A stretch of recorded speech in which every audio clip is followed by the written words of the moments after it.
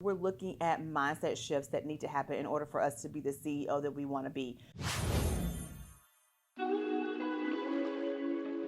Hey guys, welcome back to my channel. If this is your first time here, welcome, welcome, welcome. I'm Andrea Patrick and I am an executive coach, and I teach people all about how to find harmony in their personal life and their business so that they can have a quality of life. I'm sharing with you tips for the trade, all of those things to help you be a CEO in your business. Now, if you followed me for any time, you know I also have a podcast called the CEO Mindset Podcast, and that is all about consistently or constantly evolving and being open to failing and failing forward. And here today, we're going to talk about 4 key habits that CEOs have in their business and how you could possibly form those habits for yourself.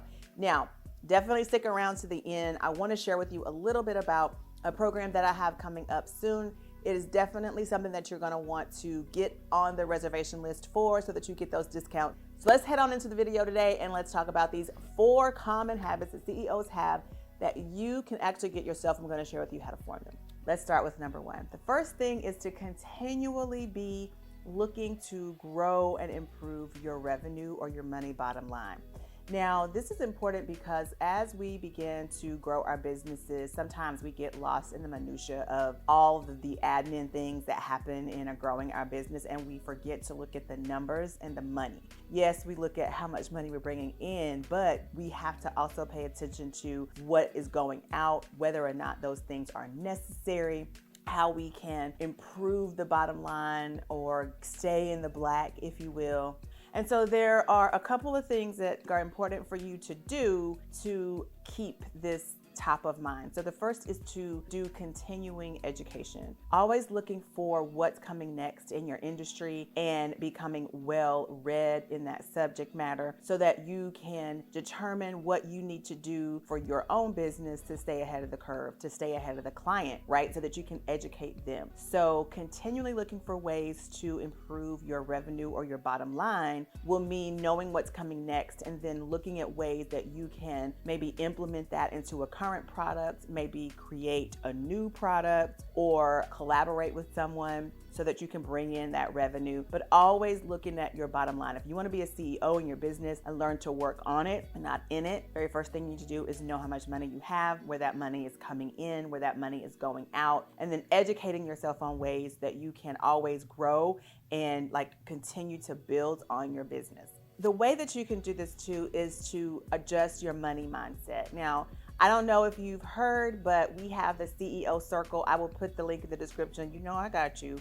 But in the CEO Circle, we're looking at mindset shifts that need to happen in order for us to be the CEO that we want to be. We've already talked about work-life balance and making that mindset adjustment to work-life harmony because that works congruently, not linearly. But now we're going to look at the money mindset, and we're going to talk about ways that we can adjust our mindset around money. As a matter of fact, inside my podcast, this week on the podcast, we are talking about the idea of money mindset adjustment and some things that you can do, some tips that I'm sharing with you. So if you've not listened to the podcast, the link will be below. It's on all major podcast platforms, the CEO Mindset Podcast. Okay, and so also just looking at ways that you can adjust your money management, your money mindset is going to affect your bottom line and contribute to that continually looking at ways that you can bring in that revenue and improving that revenue. So in understanding, one of the things that I will share with you about understanding your money mindset is looking at your relationship with money.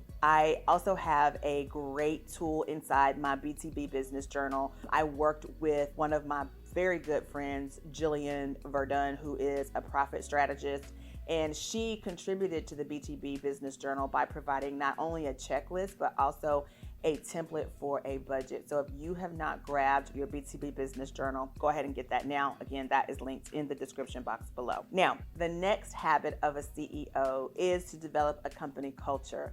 And I think this is really important because if you look at all of the major companies, I'm talking the huge companies, there is a culture within the company that employees are familiar with. They know the ins and outs of it, what's expected of them, what they are supposed to be doing in their business, how to carry on the brand's messaging, and what's expected of the brand when they are outside of the brand itself, like outside of the building. Developing a company culture is extremely important when you are trying to create habits of a CEO, because the CEO is the head of the business, right? They are where the leadership, the culture of the business, the expectations and boundaries that are being set are all trickling down. So your company culture is extremely important here. So you want to have a strategy for all of the ins and outs of your business, creating those duplicable tasks that you are doing yourself, especially if you start off as a one-woman or one-man show. You should create these duplicable tasks, create checklists, and create systems and processes around the way you do things, and have reasons. The method behind the madness we'll get to a little bit later, but have the reasons behind that, because when you start bringing people on, they are going to take their cues from you, and you have to have a solid foundation in this area so that you can easily onboard people and make that experience for them easy so that they know what's expected of them. So you want to definitely have a strategy for onboarding people. And then you also want to go ahead and create that brand messaging for yourself. Like, what is it that they will be sharing when you are not around? How are they going to represent you when you are not around, when your company's logo is not there? You want to make sure that there is continuity around what you're saying, about what your brand is saying, about the messaging that you are sharing, the narrative that you are talking about when you are sharing your products and your services.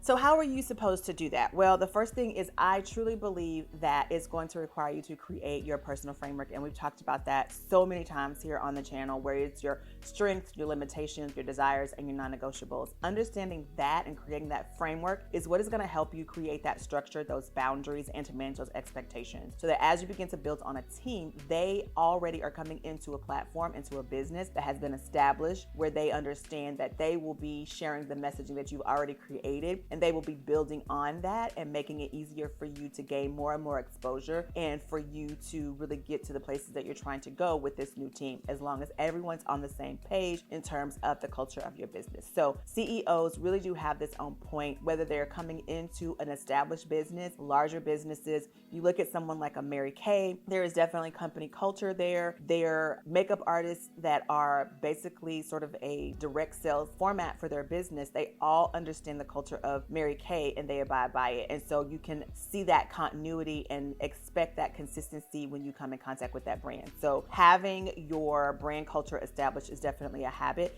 that CEOs have. Now, the next is to lead with intention and purpose here, and having a method to your madness. I talked about that earlier. Well, how do you do that? Well, you want to be organized. You want to have sort of structure around your finance, your operations, and your marketing areas. And you want to make sure that there are some ideas in place, some systems in place that will help you stay on task, stay on target, and get where it is you're trying to go. Managing your time, again, another method to your madness. Having an established schedule for yourself that you can then teach people how to interact with you and engage with you, and you can manage your day and be more productive. And then knowing what those key performance indicators are. What is it that you can look at to decide whether or not you are doing a good job, if there are adjustments that need to be made? This is having a method to your madness. This is why it's so important to have those systems and processes in place, where we talked about the company culture and developing those duplicable tasks, because here is where those key performance indicators are going to come in handy,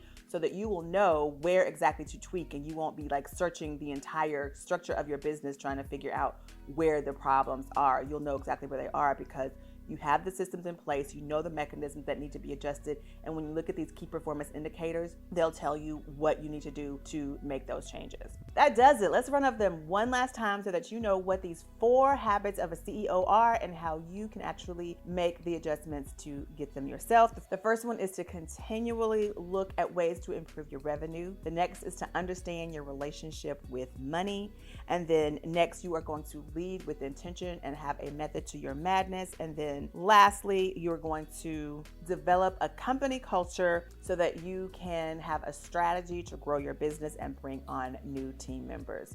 All right, I hope that you enjoyed this video today. Please leave a comment below and let me know what are some habits that you think a CEO should have. And be sure to join me over on my Instagram, where we are doing some behind the scenes and all types of things are happening over there. And you will find out there first where we are launching the signature program, which we cover all of this, guys, inside our signature program. I had a name for it, but I've changed it, so I'm not going to tell you what that is right now, but it is coming soon. But suffice it to say, all of the things that I'm talking about in this video and the coming content and the previous content will be covered in details inside the signature program. But if you're not quite ready for that, definitely grab a copy of the BTB Business Journal, where you'll find not only the checklist for how you can navigate your money mindset, but also a template for you creating a budget for your business, along with a slew of other things that you definitely need to know if you want to be a CEO working on your business, not in your business.